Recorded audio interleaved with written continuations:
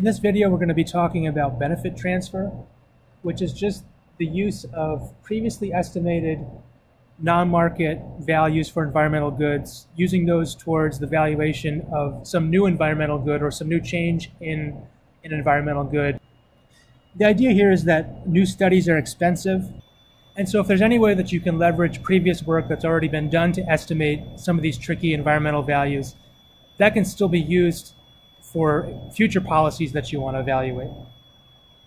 The problem comes in that each case is going to be a little bit different, and so there's going to be always some uncertainty about whether the past values that have been estimated actually apply to your case.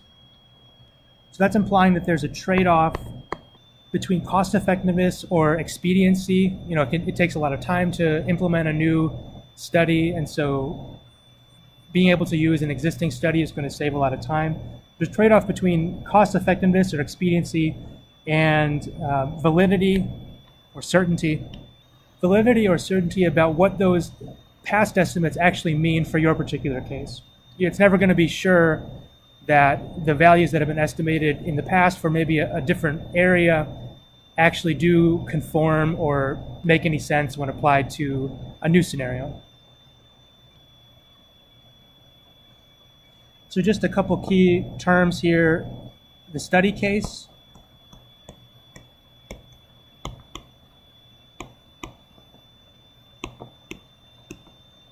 Study case or study cases.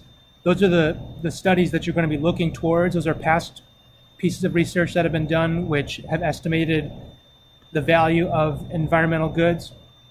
And then the policy case is the case that you're interested in evaluating. It's the thing that if you had the time and money, you might actually do your own survey or do your own extensive study, but due to lack of resources, lack of time, you might instead just try to leverage and learn as much as you can about existing research that's been done in the valuation of the same kinds of environmental goods and services that your policy applies to. So just very generally, there's 4 basic steps in a benefit transfer process.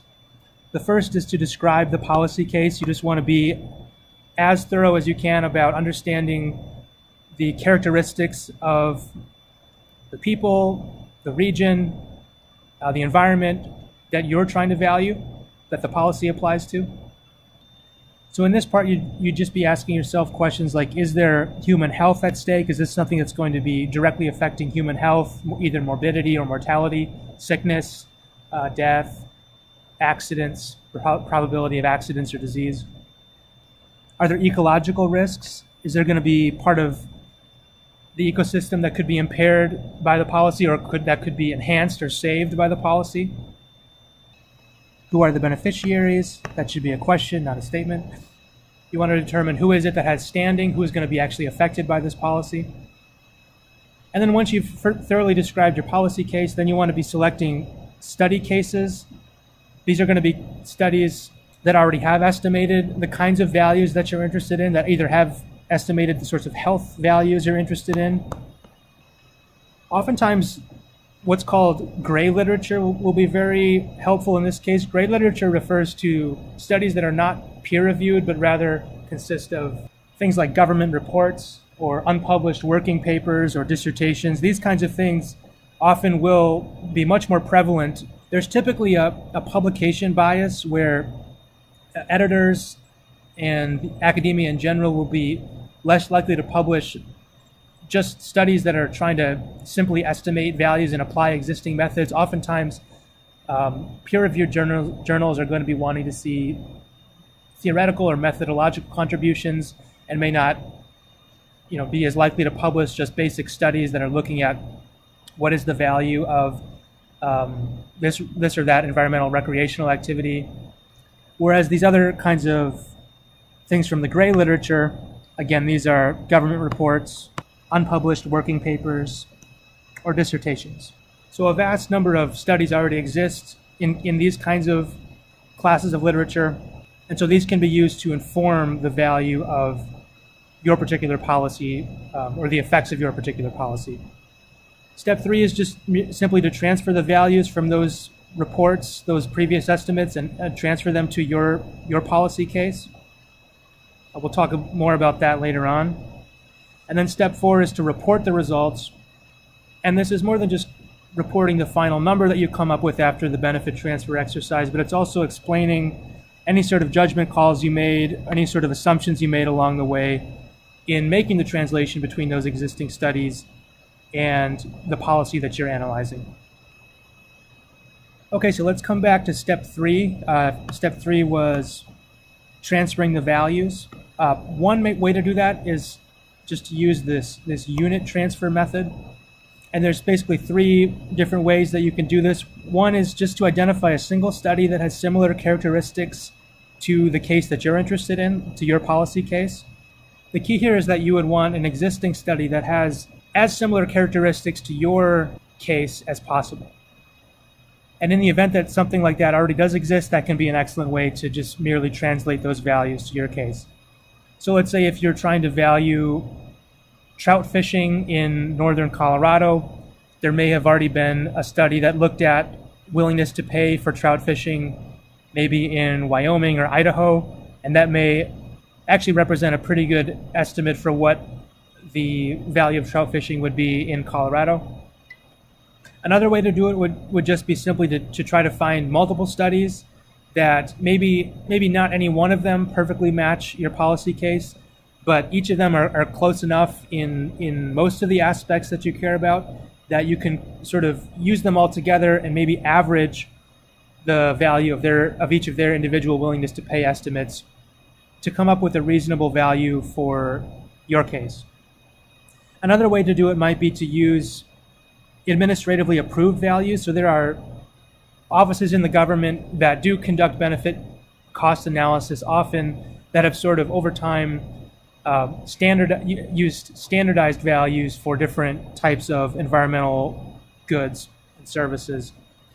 The U.S. Water Resources Council, they actually have kind of a standard way of computing what are called unit day values for recreation. You could think of these as maybe being similar to like cost per mile when you're trying to calculate like how much you're going to get reimbursed for a trip. If your work has you drive to a conference and they're going to pay for your transportation, then you're going to keep track of your expenses, and one of those expenses is going to be your vehicle miles. So once you compute your vehicle miles, they might have just a standard value, I don't know, like 50 cents per mile, which you'd use to calculate the cost of that travel. It's just kind of a standard value. And in the same way, the U.S. Water Resources Council has values like that for different types of recreation. The way that some of those numbers are derived are typically from an aggregation of numerous studies that have been conducted over time. So this is actually, this source I have here compiles an enormous volume of studies that have been done from 1958 to 2015.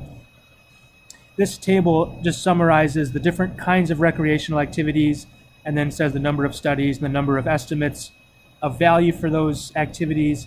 It comes up with a mean value in this third column, but of course there's also a range. These represent the willingness to pay for a day's worth of activity in any of one of these individual activities per person. And again, it's kind of an aggregate of values from studies going back all the way to 1958. This particular survey came out in 2017, and it includes studies all the way up until 2015. So there are a lot of estimates already out there which can be found in reports like these and applied to a case where maybe you're trying to figure out what's the value of a forest, if you know that some of the forest is going to be used for these recreational activities like backpacking or hunting or hiking. Knowing the individual values for those different activities can help maybe come up with a total value for the forest in terms of the recreational services that it provides.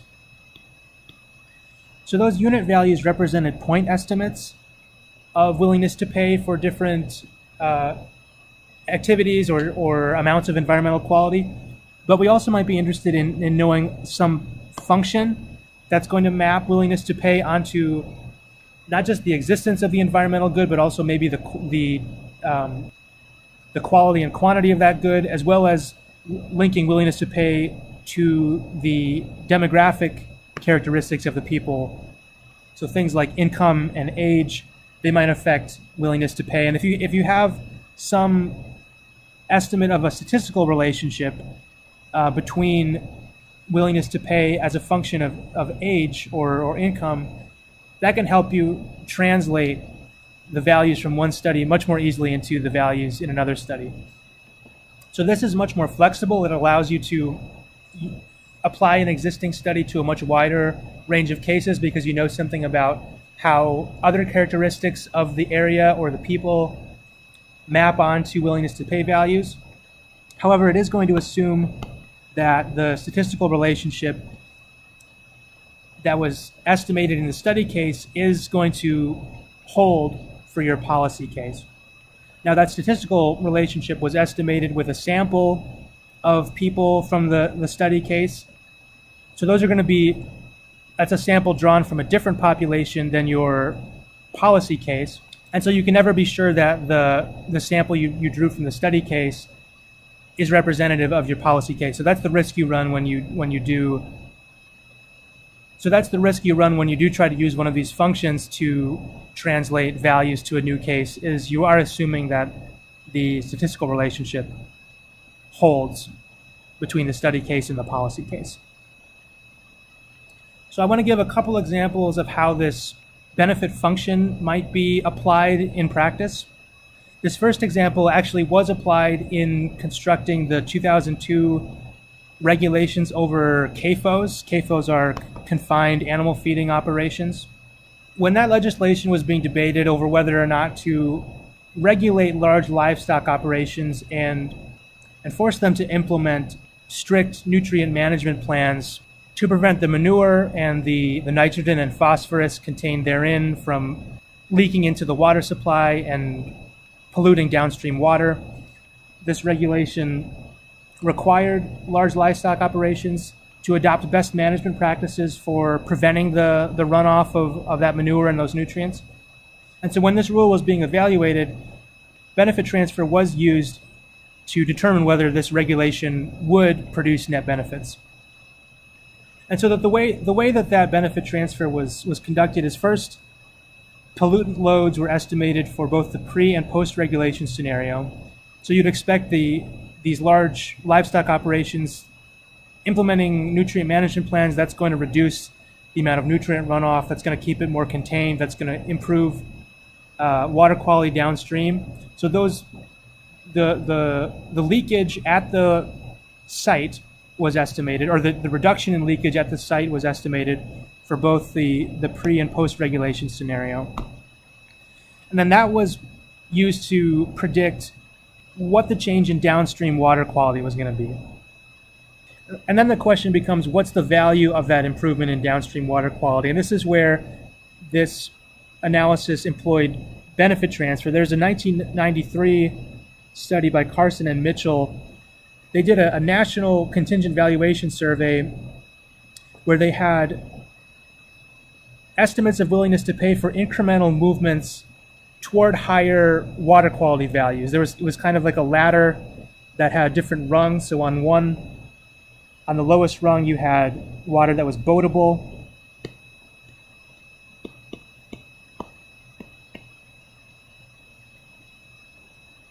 And then on a slightly higher rung, you had water that was fishable. That's representing an increase in water quality. And then on the rung above that, you had swimmable. And so this study measured the willingness to pay for incremental increase in water quality, say if the existing water quality for the survey respondent was just boatable, then you might ask, what would you be willing to pay to go from boatable to fishable? Or if your existing quality of water was already fishable, what would you be willing to pay to go up to swimmable? There was also a rung, I left out this one, there was also a rung that asked, what would you be willing to pay to go from non-boatable up to boatable? So there's sort of these discrete tiers of water quality. And this national contingent valuation survey that Carson and Mitchell did put estimates on each of these incremental improvements. So some of the estimates they came up with, to go from non-boatable to boatable, that was on average about $106 per household in terms of willingness to pay to improve their water quality from non-boatable to boatable. To go from boatable to fishable, they determined it was about worth $80 per household to do that. And then to go from fishable to swimmable, they determined that was on average about $89 per household.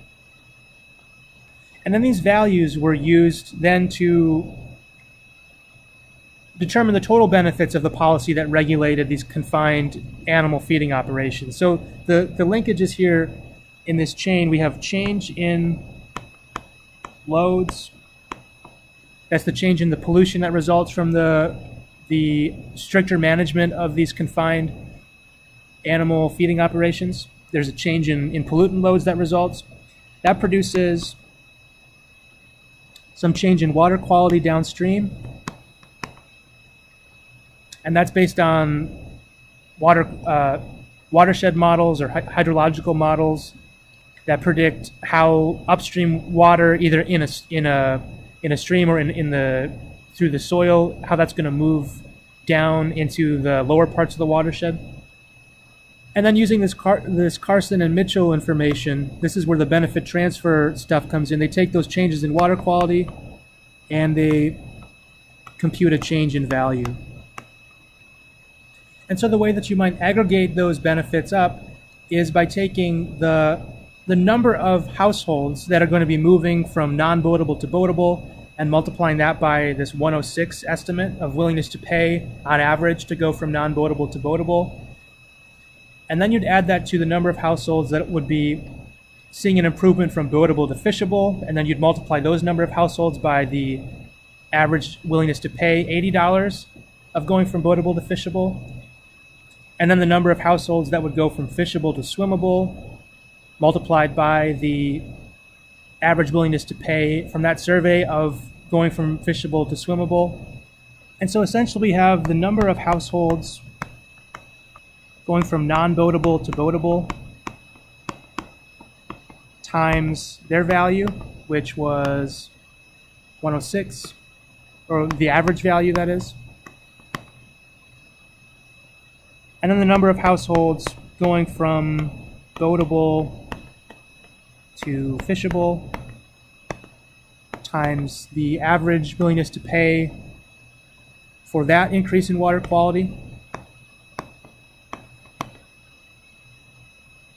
And then finally, the number of households going from fishable to swimmable times the average willingness to pay for that improvement in water quality. That was $89 per household. And we would add those together to get the total benefits to all households who had their water quality improved. So this was the manner in which they calculated all the benefits to those households that were directly affected by the water quality improvements. And then in their full analysis, they also included non-use values, such as the value of improved ecosystem performance based on this water quality improvement.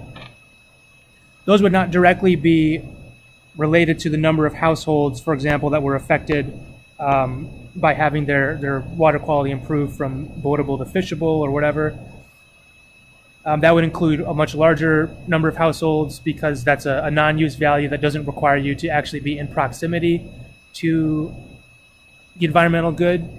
If there is existence value, that is, if households are willing to pay something just for knowing that there's improved environment somewhere else, then that doesn't necessarily mean they have to be close by to that improvement. So they would include not just the households nearby, but also even outside the state where these water quality improvements occurred.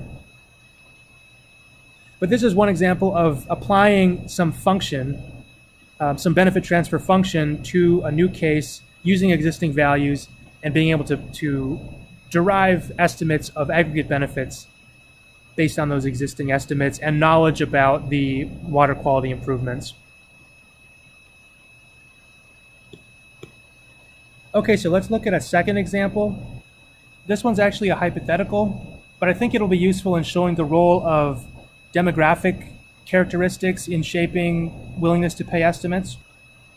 In this case, we're going to be thinking about the value of wildlife, and specifically I'm thinking about the value of having a high prevalence of birds in the area where you live.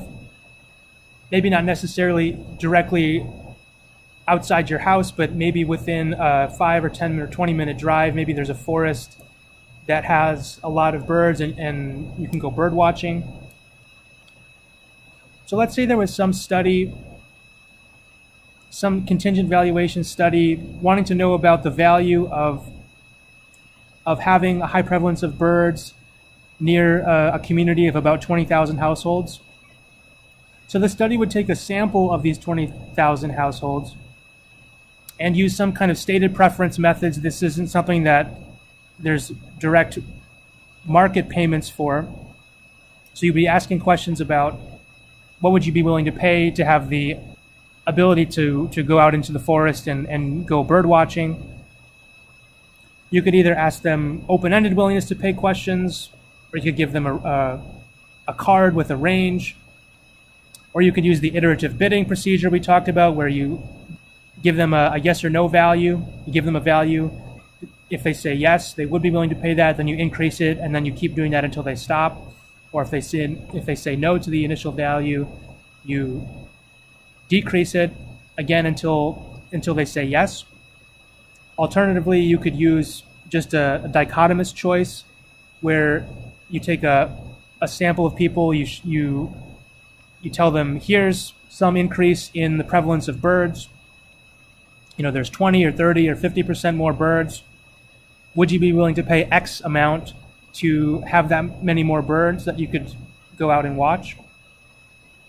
In any case, you'd use some sort of stated preference method, and you'd come up with some relationship between willingness to pay and maybe even figure out how that would change depending on the number of birds that were prevalent around. So this number of birds is part of the willingness to pay function. So having a certain number of birds per acre, if that goes up, then presumably that makes bird watching more fun, more pleasurable, and so you get more value out of that. You'd be willing to pay more for the opportunity to have bird watching available nearby where you live. And then you might also determine, along with the survey about willingness to pay, you might also ask them questions about their income and how old they are. And in particular, that you'd expect that to be very relevant for bird watching, because this is an activity that typically more affluent people and older people that engage in that. And so if you're trying to take this survey of this 22,000 household community, you survey this community, you get a function like this. If you wanted to know what willingness to pay would be in a community somewhere else, it would be very helpful to know what the relationship is between willingness to pay and some of these demographic variables like age and income, because the community that you're evaluating for your new policy may have a different median income and a different median age, in which case the value of that wildlife might be different. Now these coefficients, beta 0, beta 1, beta 2, beta 3, these are the coefficients that you would estimate based on your survey results. And these would tell you how much an incremental increase in any of these right-hand side variables would increase the willingness to pay for the ability to go bird watching. So there's beta 0, and you could think of this as like the baseline.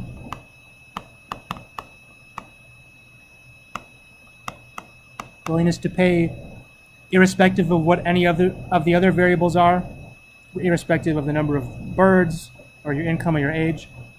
Then we have beta 1, which is essentially how much the number of birds affects your willingness to pay. We have beta 2. That's how much income matters. And then beta 3 which is how much age matters. And I'm going to make up some numbers to go along with this so we can actually apply this value function to a numerical case. So I'm going to say that the baseline willingness to pay is $3. That's the beta 0. Beta 1, how much the number of birds matters. I'm going to say that it's on average about 5 cents more per bird per acre. So for every unit increase in the number of birds per acre, your willingness to pay for the opportunity to go birding is about 5 cents higher. For beta 2, I'm going to say that the additional willingness to pay from having a little higher income is about, in this case, 1/1000th of a cent per dollar of income.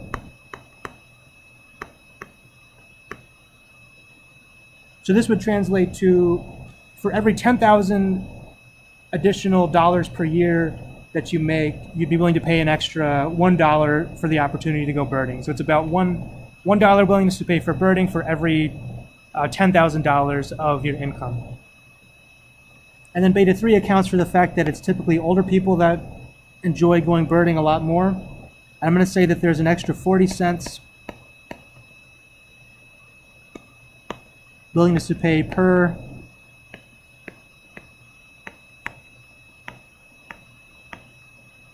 year of age.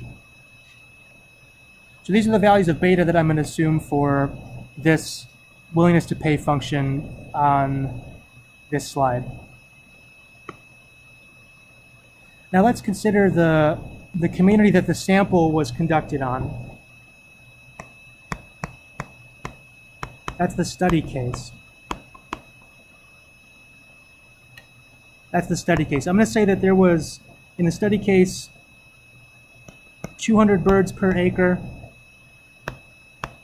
N is the number of birds per acre. I'm going to say average income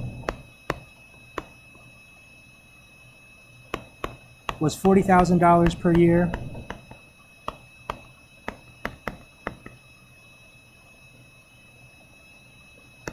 I'm going to say the median age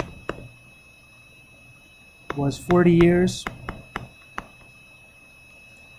If we plug in these parameters into the willingness to pay function given by this equation here, we'll find that the median willingness to pay for the ability to go birding is about $33 per household per year.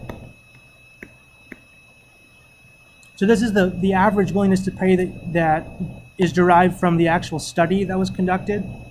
The community of 20,000 households who were surveyed, a sample of them were surveyed. This is the average willingness to pay value to them for the ability to go birding, given that they have these conditions, these number of birds per acre,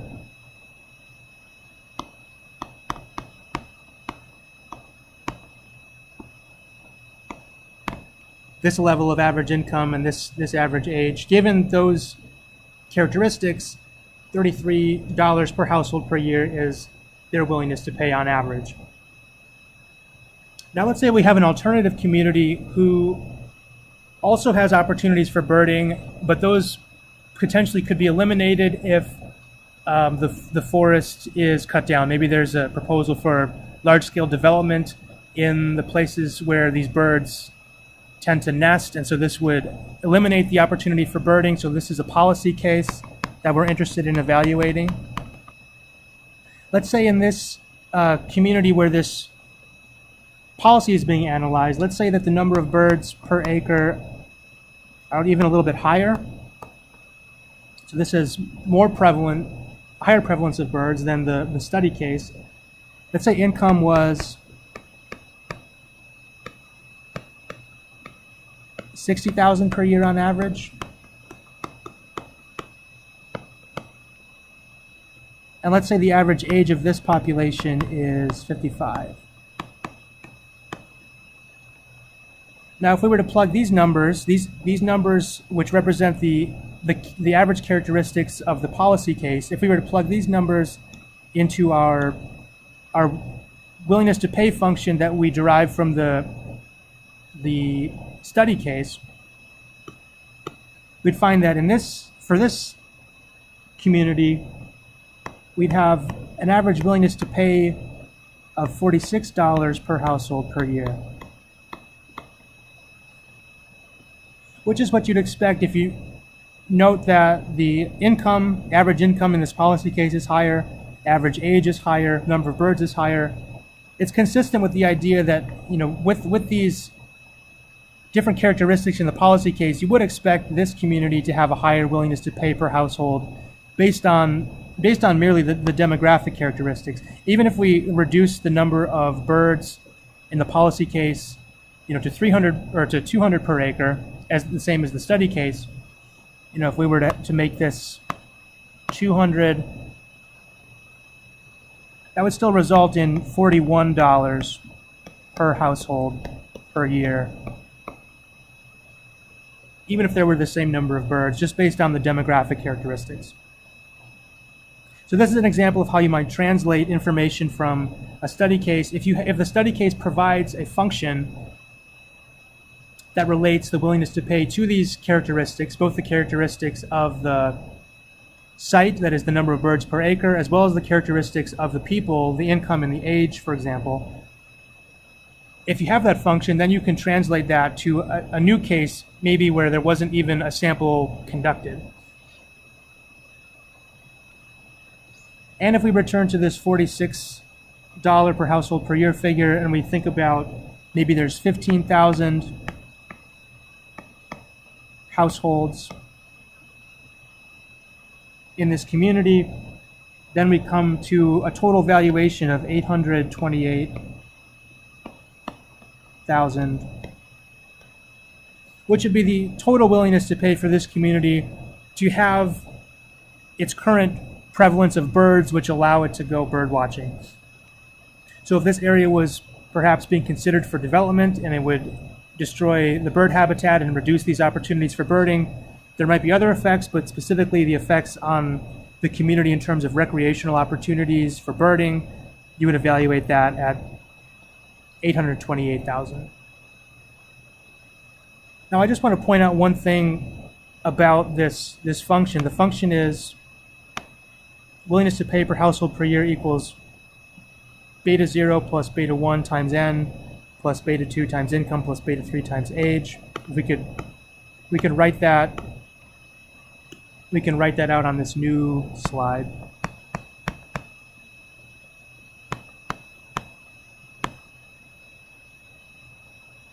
Notice that this function actually only makes sense for a number of birds that's around the sample mean, which was around 200. So if we plot this out, we plot the number of birds on the x-axis and willingness to pay on the y-axis. We get some line.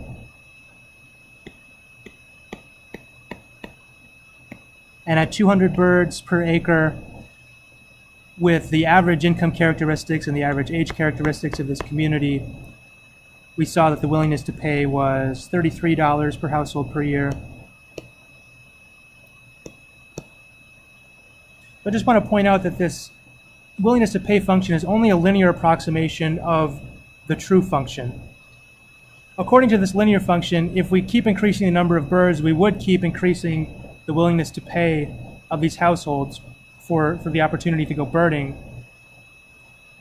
But there would be some point at which higher prevalence of birds would not give the same increment of extra benefit as the previous increment. So there's 200 birds per acre right now, but if there were 150,000 birds per acre, the willingness to pay would be $7,523 per household, which you wouldn't expect that to be the actual willingness to pay that they'd have for that entire forest and community to be overrun with birds.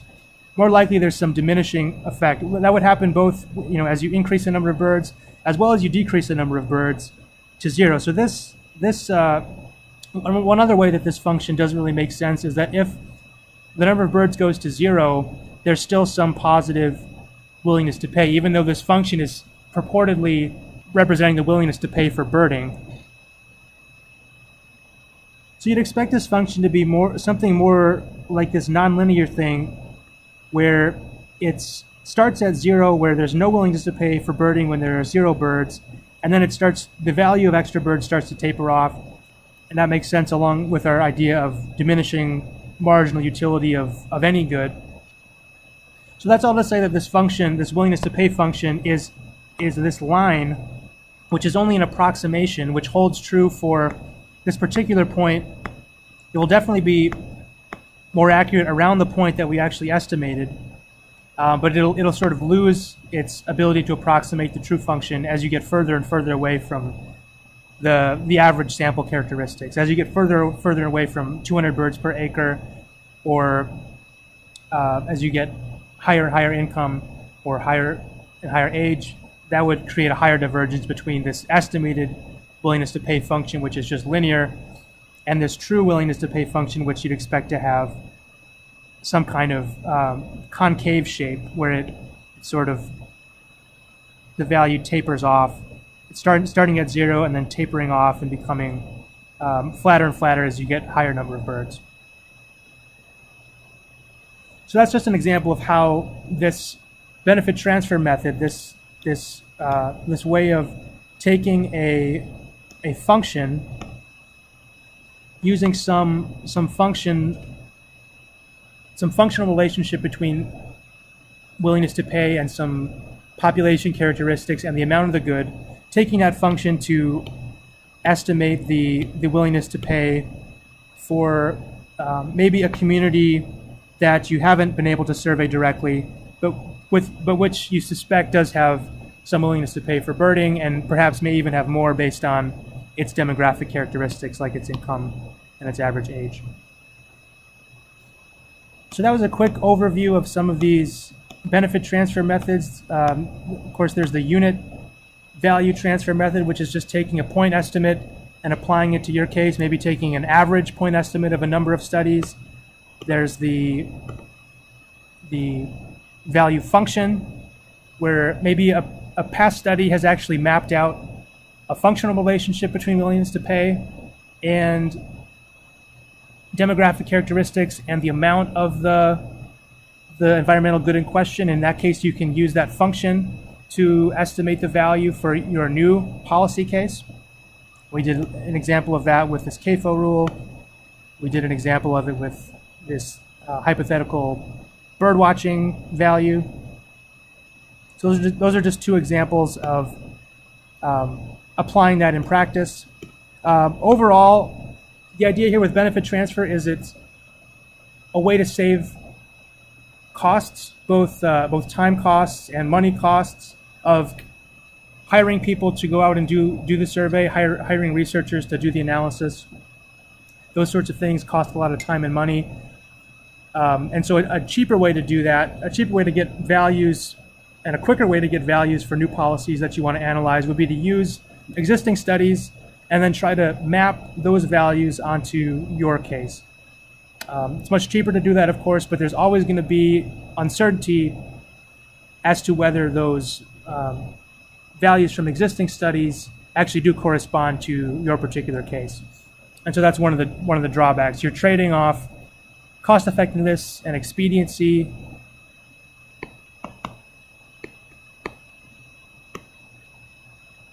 for certainty about whether you actually have captured the true willingness to pay values for your policy case. And I've just demonstrated two examples of this, but inevitably each case is going to be different, and so I'd encourage you, as you're working on your projects and trying to employ some of this benefit transfer stuff, that you contact me and we can look at the particular details of your case, because it's the exact way of performing this benefit transfer method is going to depend a lot on the specifics of the existing studies as well as your policy case. So I encourage you to just stay in contact with me, and we can work together at the group level to get some of these numbers from existing studies translated into the case that you guys are interested in.